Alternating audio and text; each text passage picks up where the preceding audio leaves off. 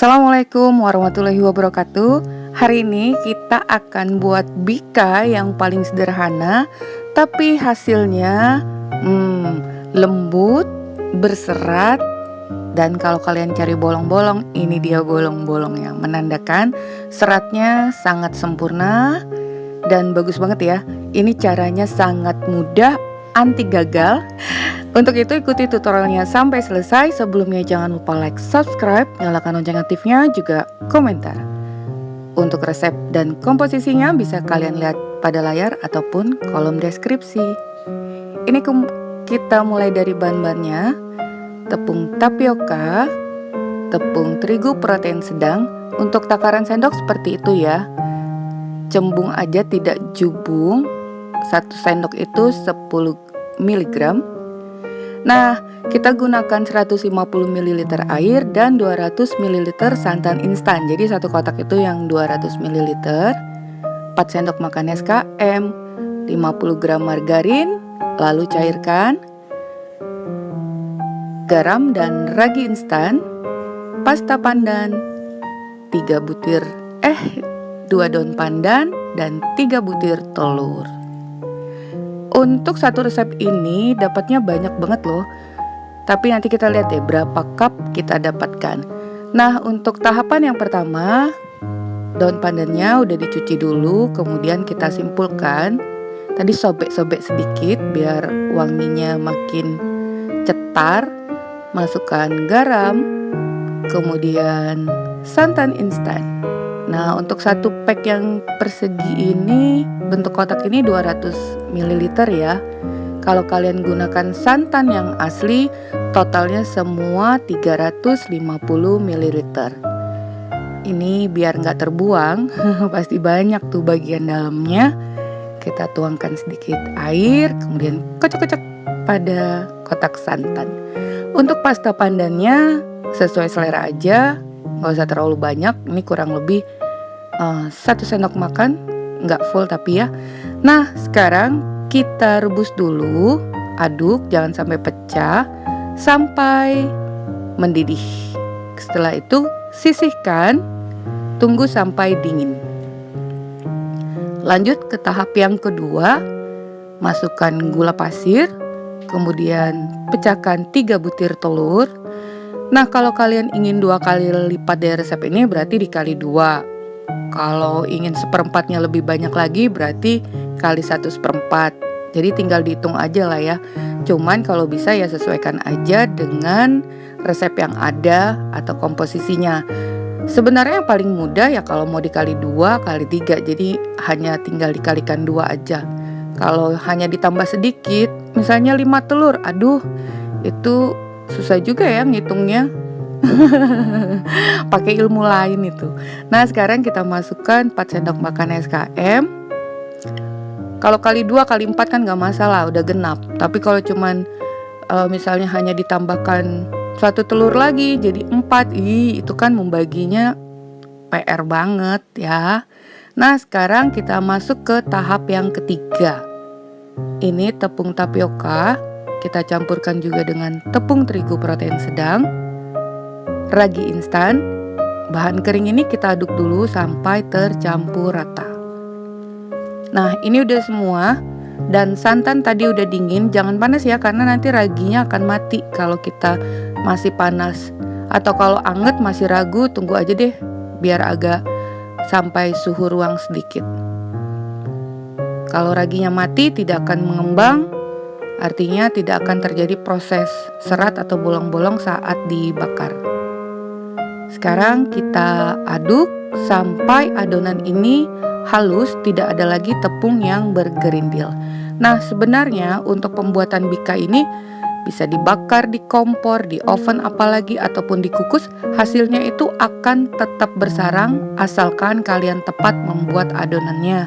Juga bahan-bahannya itu udah terbukti masih bagus ya, terutama untuk ragi. Nah, ini kita istirahatkan dulu, tutup 15 menit.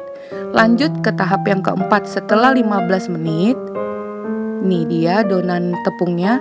Dan ini adonan telur kita aduk.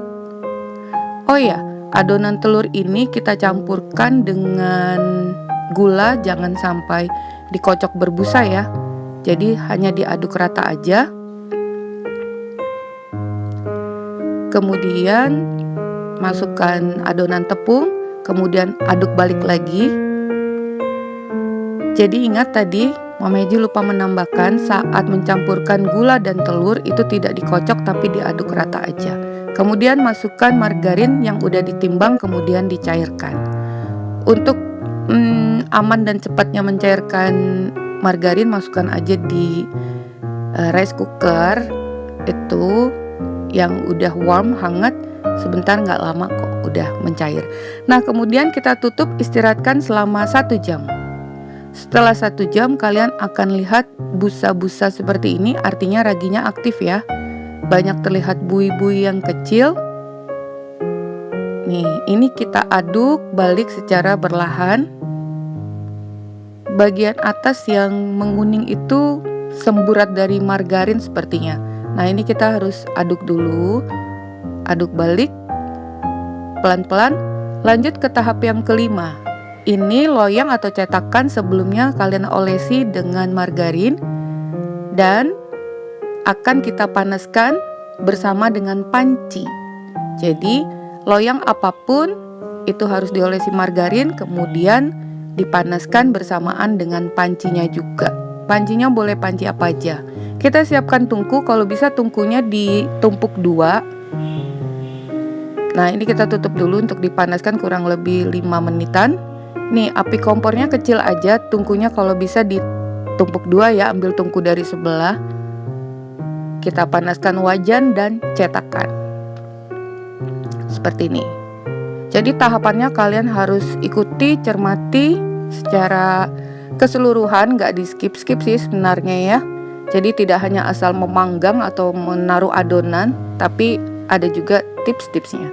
Kemudian setelah kita aduk adonannya, masukkan ke dalam cetakan. Tadinya ini 3/4 tapi ternyata kurang cantik. Nanti kalian bisa agak tambahkan sedikit sampai nggak terlalu penuh juga. Yang pasti lebih dari 3/4 nih. Panggang dengan api kecil kurang lebih 30-35 menit sampai matang. Ini panci tidak ditutup sama sekali, apinya kecil. Kalian bisa lihat setelah 15 menit, ini busa-busanya makin banyak, makin beriak-riak ya. Perubahan warna hijau ini nanti kadang hijau tua, hijau muda, pengaruh cahaya. Ini di kompor tuh agak gelap ya, jadi seperti inilah ya. Harap maklum, alat yang digunakan hanya gadget receh. Nah 15 menit pertama terlihat nih permukaannya. Kemudian berlanjut ke 20 menit, makin banyak permukaannya. Coba kita tes dulu. Nah bagian atas masih basah, tapi setengah bagian bawah itu tuh udah kering setelah kurang lebih 25 menit. Tapi disesuaikan aja ya kalau sekiranya udah terlihat kering seperti ini. Sekarang saatnya kita menutup panci. Kurang lebih 5-8 menit sambil dilihat permukaannya udah kering banget, artinya udah mateng. Nih ditusuk ya, udah cakep banget. Sekarang kita coba buka. Nah karena tadi loyangnya udah diolesi margarin, jadi bukanya mudah. Terkadang kalian itu lupa ngolesinnya. Tuh ini agak kecoklatan sedikit gak masalah, agak terlalu lama sedikit tadi tapi ini udah menul-menul banget, lembut. Kalian bisa lihat sarangnya. Cukup aja sih coklatnya ya, namanya juga kita membakar. Yang penting gak keras, gak gosong, itu kecoklatan. Nih seratnya bisa terlihat ya. Ini enak banget. Bedanya dengan bika Ambon ya, kita nggak menggunakan rempah-rempah seperti serai dan sebagainya. Ini lebih fresh. Nih kita belah, lembut sekali. Tuh bisa terlihat dan caranya sangat mudah. Kalian pasti bisa loh membuatnya. Cantik kan? Tuh. Sepertinya ini adalah resep bika yang Mama Eji share itu yang paling mudah. Gak pakai ribet. Bedanya penutupan panci itu udah di akhir-akhir setelah permukaannya udah mulai agak mengering.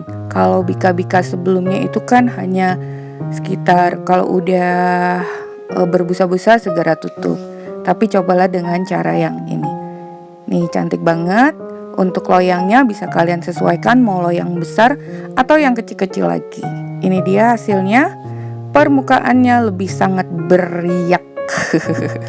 Oke ya, semoga bermanfaat. Bertemu lagi di resep Mama Eji berikutnya. Thank you for being with me today. Assalamualaikum warahmatullahi wabarakatuh.